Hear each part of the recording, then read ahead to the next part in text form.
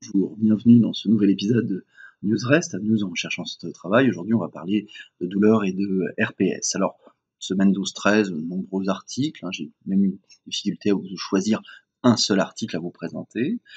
Néanmoins, j'ai trouvé un article dans la prestigieuse revue Pain, qui s'intéresse notamment aux douleurs, d'un bon impact facteur et qui est relativement lu, y compris dans les contextes que ce soit de douleurs chroniques, mais également en rhumatologie ou en médecine physique et réadaptation.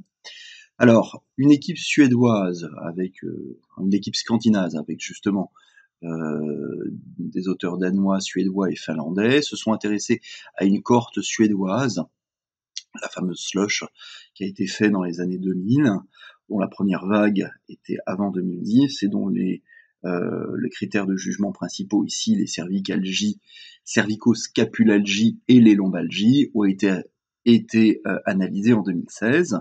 4079 personnes. Les risques psychosociaux ont été évalués à partir d'une version courte du modèle effort-récompense développé par Johannes Sigrist. Et donc, ils ont regardé, d'une part, s'il y avait une association entre RPS et cervicoscapulalgie, ce qui est retrouvé, et lombalgie également.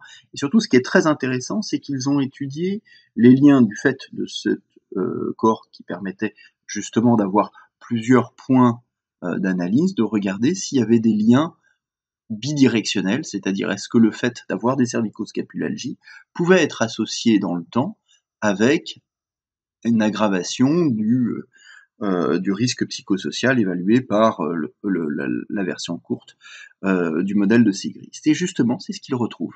C'est-à-dire que non seulement c'est un facteur de risque, mais la douleur en elle-même va aggraver la déséquilibre entre effort-récompense. Et c'est sûr qu'elle a de nombreuses limites liées à la cohorte particulière, qui est une cohorte suédoise, avec effectivement probablement pas représentatif, en tout cas des travailleurs français.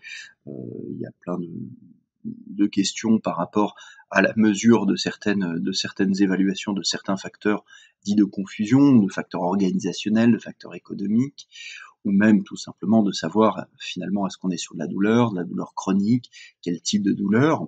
Mais néanmoins, ça montre bien que cette association est bidirectionnelle, c'est-à-dire que ce que le praticien sait très bien, c'est que s'il veut en prendre en charge correctement les TMS, il a intérêt à bien prendre en charge les RPS, mais s'il veut prendre en charge les RPS, il a aussi intéressé.